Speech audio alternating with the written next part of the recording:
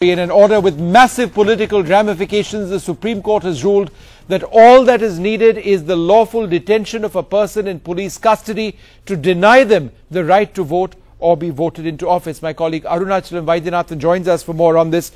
Vaidya, there have been two very significant judgments. They both took place yesterday. We are now hearing about the second verdict of the Supreme Court yesterday. How does this potentially go a very long way in cleaning up the criminal culture which exists in our political system, but how are there still concerns that this could be misused? First, Vishnu, this was a 2004 judgment by the Patna High Court which said if you don't have a right to vote, then you don't have a right to contest. So it was contested by the Chief Election Commissioner at the time in the Supreme Court because Parliament elections were going on. They said at this time we can't struck down someone from rolls. So at that time Supreme Court stayed it. Now in a detailed judgment yesterday they affirmed whatever the Patna High Court said. The simple logic is here, once you are in custody, either judicial custody or police custody, your right to vote has been taken away by the law. Once that's taken away, how can you vote? That is the logic by the Supreme Court which has been confirmed by, confirmed by the Supreme Court on the Patna High Court's order. But the Election Commission sources say of course they welcome it, but a lot of grey areas. As you rightly said, politics being fought in our country, a lot of vested interests, someone wants to put the other in jail. So these things likely to happen, but once you are in jail, you can't contest because you can't vote. Suppose if nomination takes place within next 10 days, if some political leader is being sent to jail, then by the time nomination is over, he can't contest. But he can go to the higher court and get bail, then contest. So a lot of things are being discussed. Yes, it's a good judgment to cleanse the politics, but number of points which have to be addressed by the Supreme Court also. So Vaidya, just as a point of clarification, if a person is in police custody and eventually those charges are dropped or he's found to have been in the clear, the fact that he has been in police custody doesn't therefore bar him in the future from contesting. Is that right? The simple point is, at the time of the election, if you are in jail, you can't contest. So if you are out, naturally you can contest. But though Supreme Court has affirmed Patna High Court's order, the work of the local courts will be more now because whoever being arrested immediately will rush to the court to get bail so that if elections are there, he can contest in the elections. All right, Vaidya, thanks very much for joining us. A hugely important political development over there, political ramifications. It's a legal development at the level of the Supreme Court. We've been getting political reactions on this. Let's just listen in.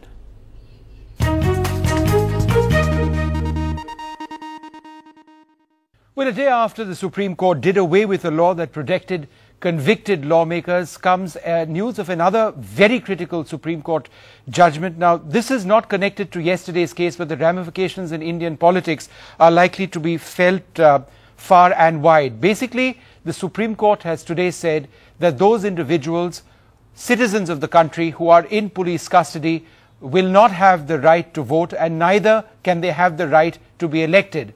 This obviously means several allegations may arise that political parties may try and target their rivals by getting flimsy cases put on them, because even if you are in a police station or in police custody for a seemingly small offence, then apparently if this interpretation of today's Supreme Court verdict is correct, it would mean that you cannot contest elections, and therefore it is a big step forward, some would argue an extreme step in cleaning up India's electoral system.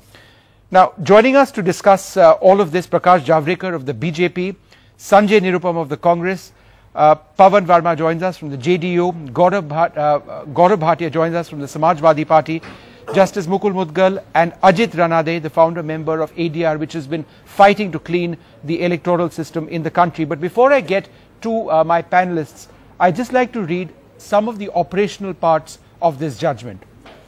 Now, today's judgment says that the court has no hesitation in interpreting the constitution and laws framed under it, read together, that persons in the lawful custody of the police also will not be voters, in which case they will neither be electors. The law temporarily takes away the power of such persons to go anywhere near the election scene. To vote is a statutory right. It is a privilege to vote. This privilege may be taken away. In that case, the elector would not be qualified even if his name is on the electoral rolls. The name is not struck off, but the qualification to be an elector and the privilege to vote when in the lawful custody of the police is taken away.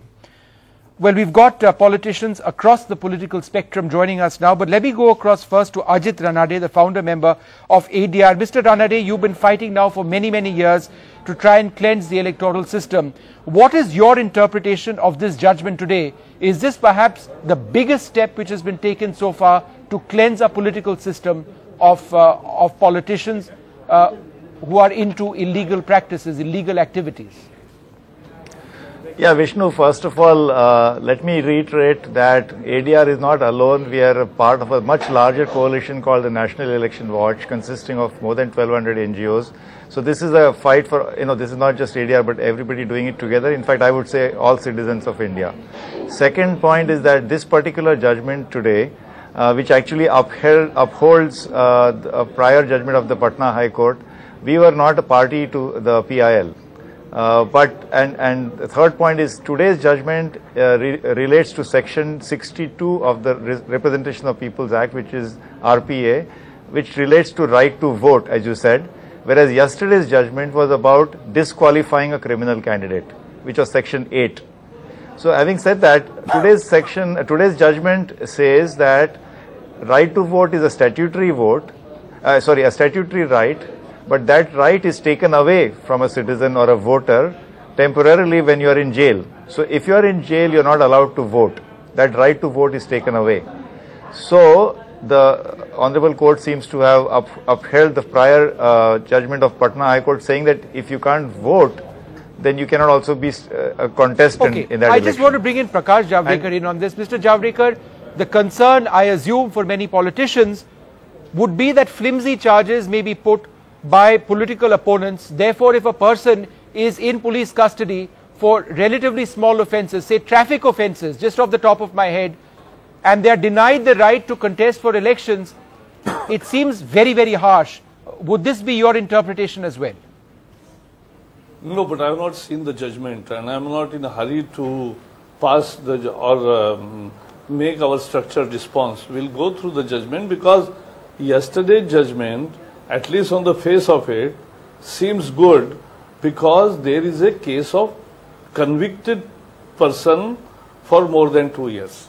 So those convicted persons will be disqualified, and those will not be allowed to contest. That I can understand.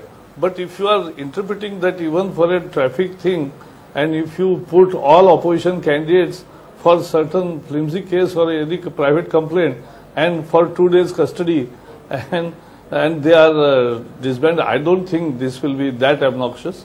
But let me see what it is. Unless we see, we can't. And I was told that we are discussing food security. Yes, we'll be discussing food security as well, Mr. Javadekar. Okay. But as you know well, that the news sometimes overtakes itself, so we are discussing both issues, but this is news which has come in first. Because we'll discuss the other issues as well, but Sanjay Nirupam, what is your reaction to this? Does this put the Congress party in an uncomfortable position, like so many other political parties in the country, where given the number of candidates or elected representatives who have criminal records, this puts political parties in a difficult spot? No, see, there are two things. First of all, the criminalization of politics has to be stopped. And for that purpose, all the political parties are committed, and all the political parties are trying their best to basically debar criminal background candidates from contesting election. So in this regard, whatever judgment is coming up from Supreme Court, I don't think we are going to oppose it or we don't like it, we will welcome it. But as far as today's judgment is concerned, Mr. Javadekar has said right that we have to understand it, exactly what type of judgment it is. One. Second point, there are so many flimsy cases under which the politicians or anybody is arrested by the police, or he is behind the bars or in the custody. And on that basis, if somebody is debarred from contesting election, I think that will be the violation of his own democratic and fundamental right.